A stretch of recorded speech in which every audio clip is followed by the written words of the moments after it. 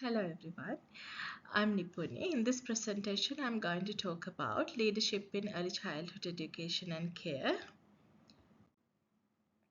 First, I'm going to start by explaining what leadership looks like in early childhood setting.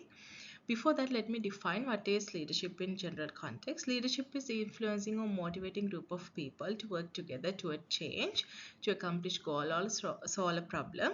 According to Kirby et al. 2021, in early learning centers, we can identify two basic types of leaderships. They are center leaders and teacher leaders. In early education center, both center leaders and teacher leaders work together for a betterment of children and quality of education. In this presentation, my main focus is educational leadership as it directly influences the learning and development of children.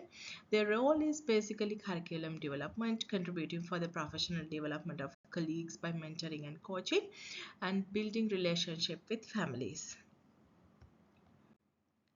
So, having discussed what leadership looks in early childhood education, I would like to talk about the leader I aspire to become in future. Mostly in early childhood centers in Australia, we can see distributed leadership model as cited in David and Ryder 2026. Denny and Thornton explain distributed leadership model is a leader and a team working together to develop a culture of mutual support and relational trust. Usually in distributed leadership model, leadership activities are not limited to knowledge and expertise of sole individual, which means authority is kind of decentralized so that everyone can contribute by bringing in their skills, expertise, and strengths. So, as a person who follows distributed leadership model, I would always intend to recognize roles, knowledge, skills, and strengths of all individual in the group when accomplishing tasks, rather being a traditional leader who prefers to get tasks completed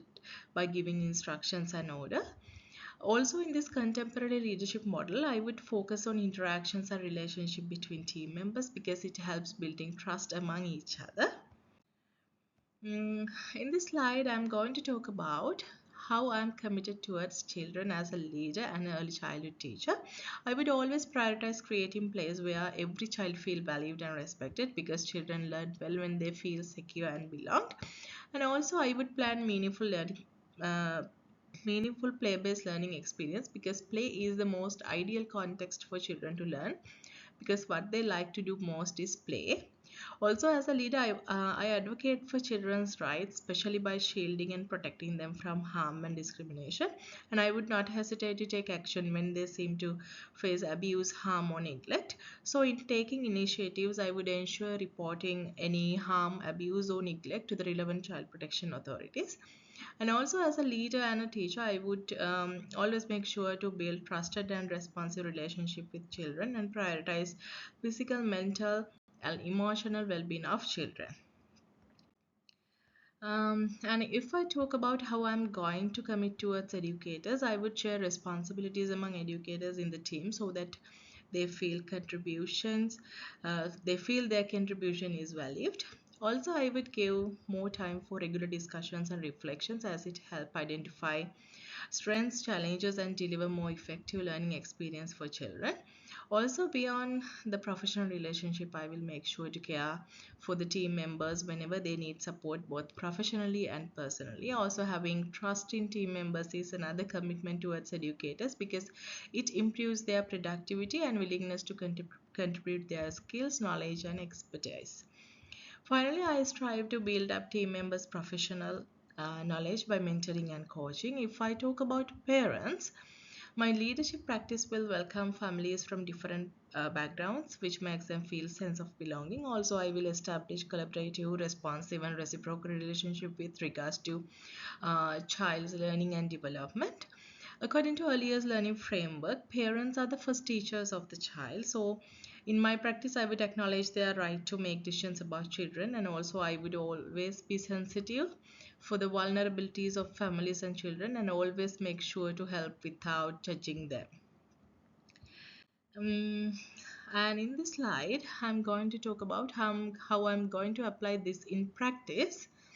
I intend to create child-centered learning environment by prioritizing their interests and needs. So I will give opportunity for children to express their interests. For example, when leading group time, I will have discussions with them to know their ideas and interests, such as talking about their holidays, family members, and weather conditions, animals and bugs, etc.